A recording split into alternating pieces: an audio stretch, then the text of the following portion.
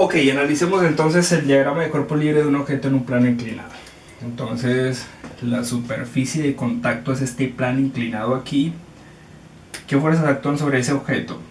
Están la normal aquí, que es perpendicular a la superficie de contacto. Entonces supongamos que el objeto va hacia abajo, entonces aparece una fuerza de fricción hacia arriba, fuerza de fricción. Y la fuerza de atracción gravitacional, el peso del objeto, que siempre es perpendicular al piso. Entonces, mg. Represento entonces el objeto como un punto y sobre ese punto dibujo las fuerzas que actúan sobre él. Fuerza de fricción, fuerza normal y hacia abajo el peso del objeto, mg. Entonces noten lo siguiente, vea. Para aplicar la segunda ley de Newton sobre ese objeto, yo necesito hacer una suma de vectores. Entonces, para sumar vectores, yo necesito tener mis ejes y mi sistema de coordenadas. Entonces, ¿qué sistema de coordenadas voy a elegir aquí? Como el objeto se mueve hacia abajo, entonces pongo mi eje X hacia abajo. Entonces, esa será la dirección de movimiento. Ponerlo un poquito más largo aquí. Aquí. Hacia acá será mi eje X positivo, entonces hacia acá será mi eje X negativo. Entonces, perpendicular al eje X está mi eje Y, positivo hacia arriba y negativo hacia este lado. Entonces el movimiento se da todo en el eje X. En este eje se mueve el objeto. En el eje Y no hay movimiento porque el objeto no hace esto. El objeto, mientras va bajando, no culebrea en ese movimiento. Todo es en el eje X, todo es en el eje X. Entonces, como todo el movimiento es en el eje X y él no se mueve en el eje Y, entonces no hay aceleración en el eje Y. Entonces la aceleración en el eje Y vale 0. De tal manera que yo tengo entonces sumatoria de fuerzas en el eje Y va a ser igual a 0 y sumatoria de fuerzas en el eje X va a ser igual a la masa por la aceleración en ese eje X, en este. Y de hecho es la única que hay, entonces si usted quiere le pone la X o no, no importa.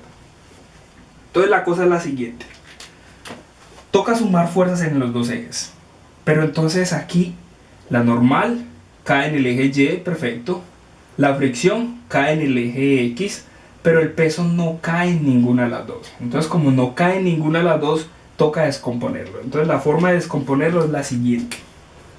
Entonces trazo una perpendicular aquí al eje Y y trazo una perpendicular aquí al eje X. Entonces ese vector mg tiene dos componentes. Véalas aquí, una aquí y otra acá. ¿Cuánto vale cada una de estas componentes? Ahora sí toca hacer lo siguiente. Un poco de geometría aquí. Trazo una línea paralela aquí abajo. Entonces línea paralela, línea inclinada, o sea que este ángulo θ es este mismo de aquí. Ahora, esta línea aquí inclinada es perpendicular a esta. Y esta línea aquí horizontal es perpendicular a esta. Vean de baja y la corta aquí.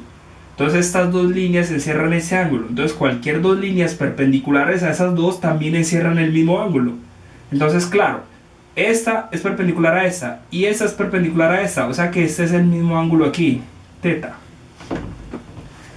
Y aquí se forma entonces, vea, mi triángulo rectángulo. Aquí hay un triángulo rectángulo. ¿Quién es el cateto opuesto? Pues este lado es el opuesto. ¿Opuesto a quién? Al ángulo.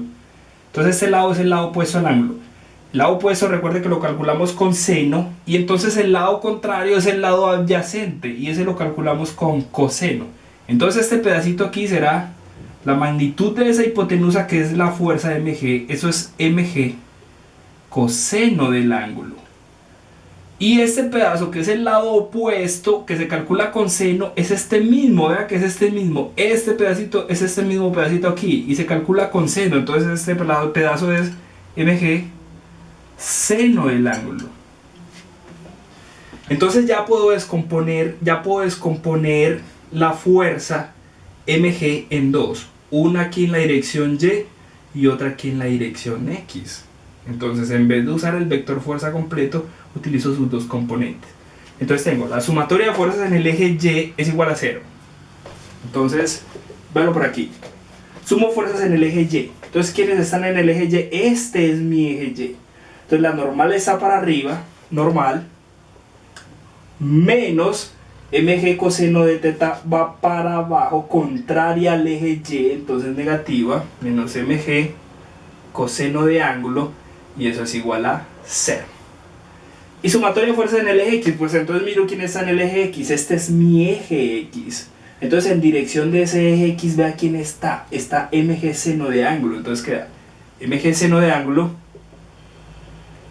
y hacia el lado contrario al eje X está fuerza de fricción. Entonces la fuerza de fricción sería menos fuerza de fricción, y ya no hay nadie más en el eje X, solamente estas dos. Entonces eso debe ser igual a la masa del objeto por la aceleración. Entonces, del diagrama de cuerpo libre de un objeto en un plano inclinado salen esas dos ecuaciones. Con estas dos ecuaciones ya podemos resolver lo que necesitemos, encontrar la aceleración o lo que se esté pidiendo. Entonces esto va a ser una práctica inicial de cómo se hace el diagrama de cuerpo libre de un objeto en un plano inclinado.